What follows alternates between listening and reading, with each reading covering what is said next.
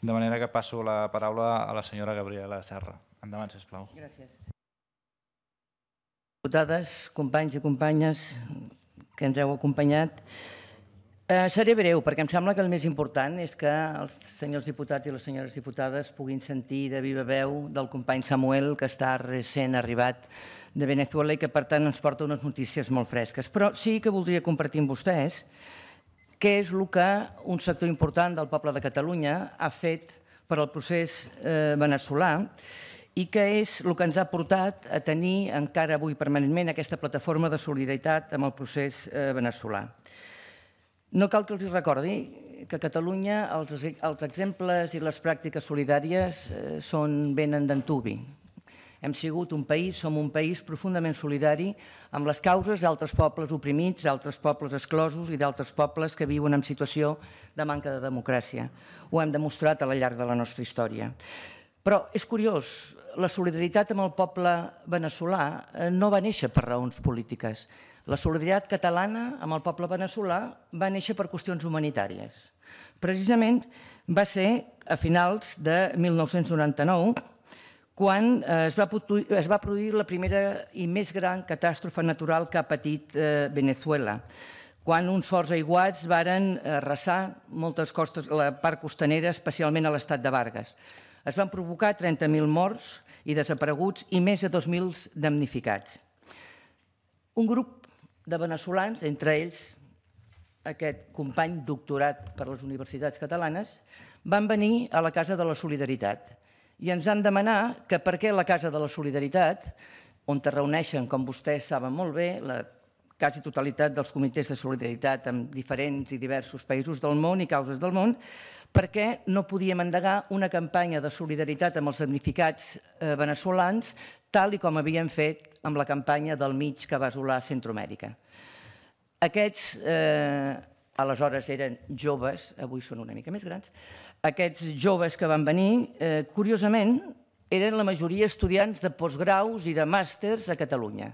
Ser estudiant de postgraus i de màsters a Catalunya venint de Veneçuela a l'any 99 ens dona a entendre que aquests joves que venien no pertanyien precisament als sectors més exclosos, ni més marginats, ni més aliens als processos econòmics veneçolans. Va ser així com vam crear, teníem tota l'experiència acumulada del mig, com es va construir i es va edificar la plataforma de solidaritat per a l'emergència amb el poble de Veneçuela. Vam fer una campanya grandíssima, vam aconseguir tenir suport econòmic financer fins i tot del Govern de la Generalitat i de l'Ajuntament de Barcelona, així com d'altres ajuntaments d'arreu del Principat de Catalunya, i vam fer també quelcom que ens va semblar molt interessant, fer una gira amb 3 companys que van venir directament de Veneçuela per tal de poder arribar i de posar en contacte poble a poble la nostra gent amb la gent de Veneçuela.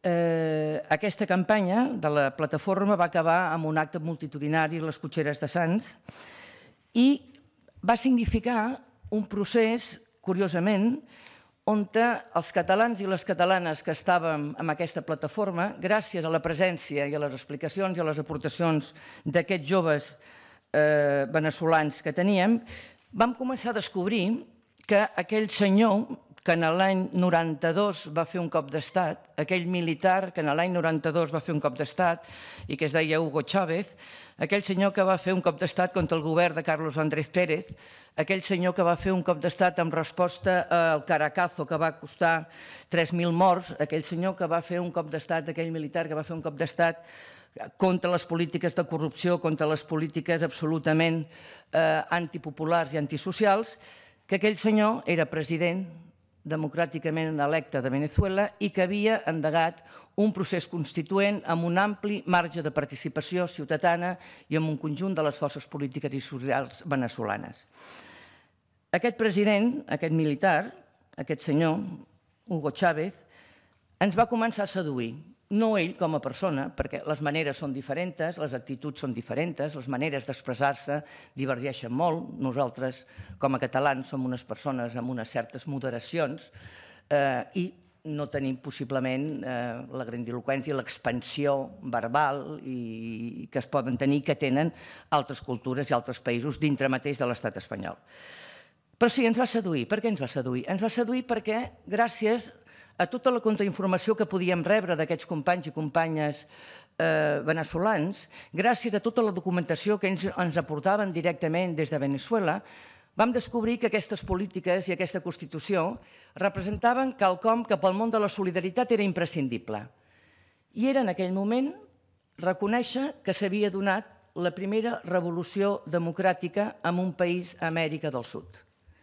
Nosaltres coneixíem d'altres revolucions. Coneixíem la revolució salvadorenca, la revolució nicaragüenca, el procés revolucionari a Guatemala, però mai encara havíem tingut l'experiència de conèixer una revolució que s'encamina per via de les urnes, una revolució que s'encamina per via de l'expressió lliure, conscient i democràtica de la ciutadania. Aquest senyor Hugo Chávez ens va demostrar que era capaç d'enfocar una direcció del país per fer front a tres grans pilars de necessitats bàsiques de la gent, de la població veneçolana. Primer, el manteniment de la vida. El senyor Hugo Chávez i les seves polítiques van ser capaços de reduir la pobresa en un 51% i deixar la pobresa extrema en un 7%. El senyor Hugo Chávez va ser capaç, amb el seu govern, els seus assessors i el seu equip i el seu Parlament, van ser capaços de duplicar les places escolars. La política que es va fer a Veneçuela va significar també el facilitar transports, mobilitat, salut, educació. Però després va també influir en un altre gran pilar de necessitats, que és el pilar de la dignitat, de l'autoestima, del reconeixement, del respecte.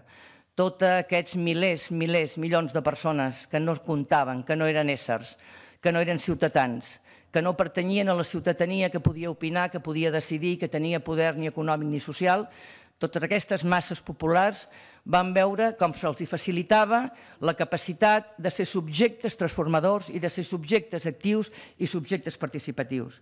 I finalment també ens va demostrar, a tranques i barranques, amb errors, amb limitacions, amb defectes, amb estirabots a vegades que ens costava d'entendre, ens va demostrar que també lluitava per la llibertat. La llibertat entesa no només amb el fet democràtic d'anar a votar, sinó la llibertat entesa com aquesta projecció de vida, d'augmentar la capacitat de projecció de vida de la ciutadania veneçolana. I això ens va semblar superimportant. Valia dir que la nostra solidaritat es va convertir en una solidaritat bastant incondicional. Però incondicional no s'ha de confondre amb la crítica. Hem sigut crítics en molts processos veneçolans. Hi ha coses que no hem entès, que no hem acabat d'entendre bé. Hi ha moments en els que hem dubtat de si realment estaven en la línia més adient amb els temes del tractament, amb les oposicions. Però després hem reflexionat des de la nostra pròpia experiència, des de la nostra pròpia vivència democràtica a casa nostra, i hem vist que els camins no sempre són rectes, no sempre estan carents d'obstacles i que es cometen errors. El problema no és cometre errors, és reconèixer que s'han comès errors. I això, valgui a dir, el president Chávez i ara el president Maduro, el seu govern, són demostradors, com després ens parlarà i ens explicarà fehacientment el Samuel, quan es cometen errors i quan cal prendre mesures. Com a catalans i catalanes vam evolucionar, per tant, i vam reconèixer que ens vam emmirallar amb una Constitució democràtica que legalitzava i legitimava un procés de revolució socialista, de revolució pel bé de la població i del conjunt. I per això ens vam unir a moltes de les lluites que afectaven els drets d'aquest poble veneçolà i que afectaven també la correcta aplicació de la Constitució bolivariana. Vam estar lluitant conjuntament contra l'ALCA, conjuntament amb altres organitzacions catalanes. Vam estar denunciant totes les repercussions del Pla Colòmbia. Vam participar a totes les mogudes de l'Europa contra el capital i vam ser molt actius amb els foros socials, fent costat a totes les reivindicacions dels moviments populars. Però el que potser ens va colpir més va ser el cop d'estat de l'11 d'abril del 2002. Va ser el nostre bateig de foc. Va ser el moment en què vam veure que tot començava a tontollar i que es podíem tirar enrere amb unes consecucions que havien sigut no només necessàries, sinó justes i recolzades per la majoria de la població. Més endavant, 2002-2003, vam haver de donar resposta a l'atur petroler, fent xerrades, divulgant i, sobretot, fent una contrainformació a tota la mentidera, nefasta i ridiculitzadora informació que ens arribava pels mitjans de comunicació oficials a dintre de l'estat espanyol. I ens vam convertir aleshores, ja no en una plataforma de solidaritat a l'emergència, sinó amb l'Assemblea Bolivariana de Catalunya de solidaritat amb el poble de Venezuela, on estem més d'una vintena de grups i també persones individuals i on hem mantingut l'activitat fins al dia d'avui. Hem fet actes públics, ens hem mobilitzat al carrer, hem commemorat cada any l'aniversari de la victòria en contra del cop d'estat, hem fet viatges solidaris a Venezuela, hi ha organitzacions de l'Assemblea que els fan periòdicament, hem estat fent treballs conjuntaments coorganitzats amb el consolat veneçolà, hem tramès informació i llistes als mitjans de comunicació. Síntesi, hem fet una quantitat d'activitats que ens porten a poder dir que malgrat les limitacions, malgrat els errors, malgrat les deficiències, hi ha coses que continuen amb un camí que ens dona satisfacció. Ens dona satisfacció que la deuta social acumulada durant anys de governs que marginaven els sectors populars avui està solventant-se. Estem contents que el poder popular, mitjançant la consolidació de les comunes, continua sent un element importantíssim d'organització de la ciutadania. Estem contents de dir que cal potenciar el segon Pla Socialista de Desenvolupament Econòmic i Social de la Nació 2013-2019. Cal dir i cal reconèixer, i ho vull dir-ho, que l'estridència de la reacció de l'oposició crida molt l'atenció per la seva forta incidència i la seva poca capacitat de transformació. Ens ho explicarà més tard el Samuel, però serà important dir i reconèixer a on vol arribar aquesta oposició que avui ha sigut capaç de crear grups que a casa nostra serien tildats i se'ls podria aplicar directament la llei antiterrorista, perquè tot allò que va en contra de la llei i tot allò que vulnera la Constitució i tot allò que vulnera les normes legalment vigents en un país serien aplicables. Però el que sorprèn és que malgrat aquesta virulència, malgrat aquesta agressivitat, no hagin sigut capaços d'augmentar la seva capacitat d'incidència social democràtica, no hagin sigut capaços d'augmentar la seva capacitat de seguidors i seguidores, no hagin sigut capaços de minvar d'una manera més profunda i més gran democràticament mitjançant les urnes, minvar el poder de les altres forces alternatives i revolucionàries. Això ens sorprèn perquè en un país on la democràcia s'exerceix constant i periòdicament, on, segons el joc democràtic universal, les majories són les que decideixen, una altra cosa és que agradin més o agradin menys, vol dir que el respecte a aquestes majories, el respecte a les normatives que emanen del poder legislatiu i del poder executiu, tenen que ser normatives i normes respectades.